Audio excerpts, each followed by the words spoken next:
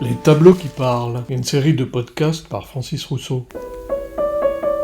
Eugène Delacroix, 1798-1863. La liberté guidant le peuple. Huile sur toile, 3,25 m sur 2,80 m, 1830, Musée du Louvre, Paris.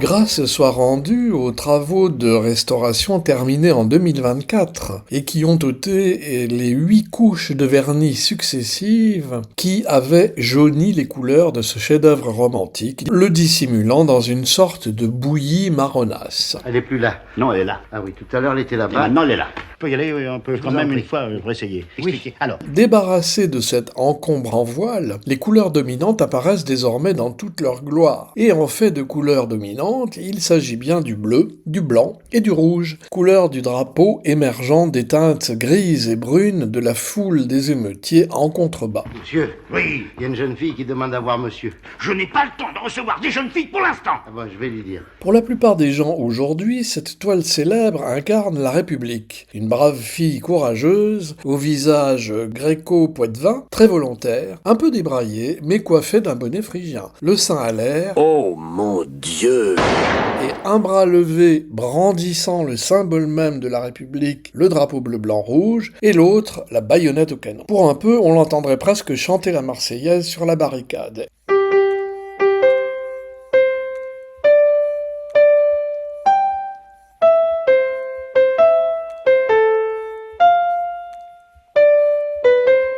Eh bien que nenni, enfin je veux dire, eh bien non. Cette brave fille n'est pas la République, mais la liberté. Nuance, les deux n'étant pas forcément liés, comme l'histoire l'a hélas prouvé à maintes reprises. Le sens a glissé par idéalisme, sans doute, certes, mais par une forme de perversité aussi, de liberté à république. C'est curieux, comme une œuvre peinte pour immortaliser un moment précis de l'histoire, une page d'actualité donnée a pu devenir, en fait, le symbole d'une forme de régime politique. Ton menteur ne coûtait pas, il en a payé. Enfin, je raconterai ça un autre jour. Bon. Car historiquement, il s'agit là seulement d'une représentation d'un moment précis, en l'occurrence une scène sur une barricade effondrée, franchie par les émeutiers du peuple de Paris, qui vient de se soulever contre Charles X, le 68e et dernier roi de France de la dynastie des Bourbons, petit-fils de Louis XV et frère de Louis XVI et de Louis XVIII, auquel il succède sur le trône pendant un petit quinquennat, de 1825 à 1830.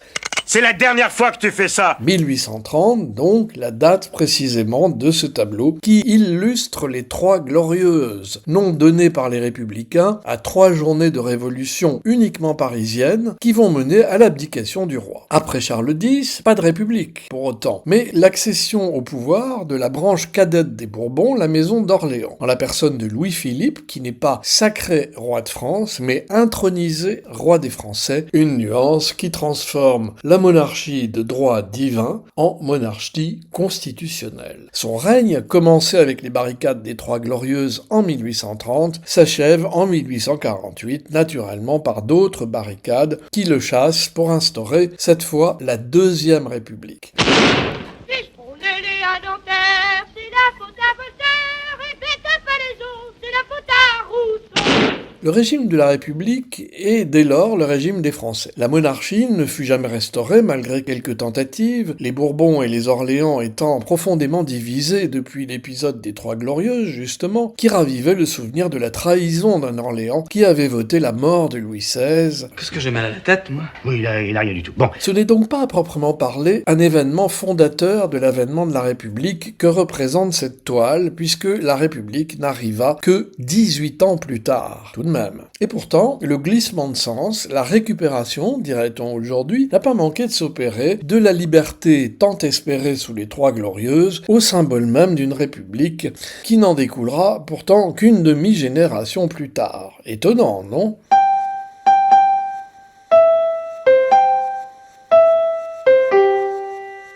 Il en va souvent de la sorte en politique où le sens se retourne facilement contre lui-même et où la récupération et la manipulation du sens est fréquente. Mais bref, cela ne nous dit pas qui est la femme au sein nu qui incarne la liberté. Oh mon Dieu! Plusieurs légendes courent à ce sujet, toujours, aujourd'hui. On l'identifie souvent à Marianne, devenue le symbole même de la République française, présent aujourd'hui dans toutes les mairies, alors que, donc, à l'origine, elle était uniquement le symbole de la liberté, répétons-le. Mesdames, mesdemoiselles, mes vieux, alors je vous préviens tout de suite, je veux entendre aucun fruit pendant ma circonférence. Je veux pouvoir entendre le viol d'une mouche. J'aurais qu'à pépette depuis le bédu. Souvent décrite comme une femme du peuple, l'identité de Marianne est toujours restée floue, d'où l'idée, dès la fin du XIXe siècle, de la faire incarner par des héroïnes des arts et des lettres, ou des actrices célèbres, comme Brigitte Bardot, sous la Ve République naissante du général de Gaulle, avec un buste de Marianne sculpté par Alain Aslan, qui modernisait de façon radicale l'image de Marianne, inchangée depuis 1848.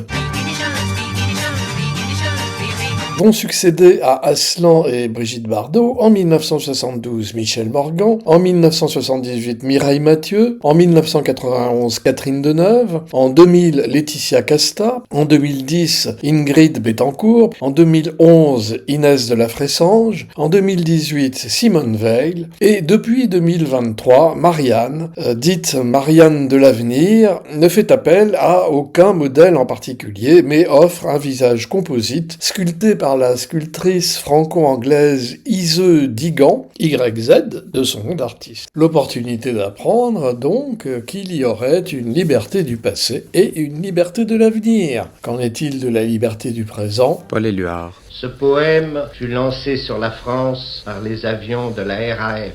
Liberté, sur mes cahiers d'écolier, sur mon pupitre et les arbres, sur le sable, sur la neige, j'écris ton nom. La première Marianne de ce tableau aurait été inspirée à Delacroix par sa muse, Marie-Rosalie Bonheur, plus connue sous le diminutif de Rosa Bonheur, artiste peintre et sculptrice, célèbre en son temps, et dont les traits peuvent évoquer en effet ceux de cette Marianne. D'autres historiens de l'art pensent que Delacroix a combiné plusieurs traits de femmes qu'il connaissait pour créer une figure emblématique, plutôt qu'un portrait d'une personne spécifique. La nudité de Marianne, dans le tableau de Delacroix, apparaît comme une déclaration puissante sur la liberté et la résistance à l'oppression, à toute forme d'oppression. Et par le pouvoir d'un mot, je recommence ma vie.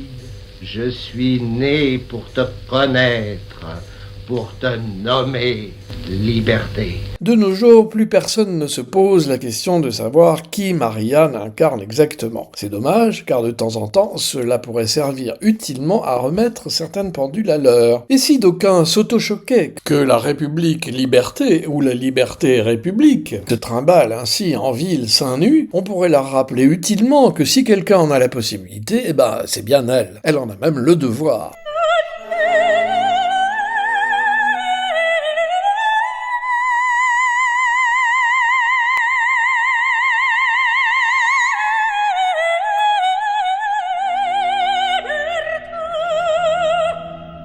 Non mais, des fois... Ponctuation sonore. Raymond Bernard, Les Misérables, série de 3 films d'après le roman de Victor Hugo. 3e film, Liberté, Liberté chérie, la chanson de Gavroche, 1934, qu'Émile Genevoix dans le rôle de Gavroche. Georg Friedrich Handel, La Ciacchiopianga, aria pour soprane, extrait de l'opéra Almira, 1705. Paul Éluard, poème J'écris ton nom, Liberté, dit par l'auteur. Bibi Nichols, Serge Gainsbourg, 1968. La Grande Vadrouille, film de Gérard Houry avec Louis de Funès, 1966. La Marseillaise, hymne national français. Paroles et musique, Rouget de Lille, 1792, brillamment interprété au piano par votre serviteur. Roland Magdan, Je récapépète.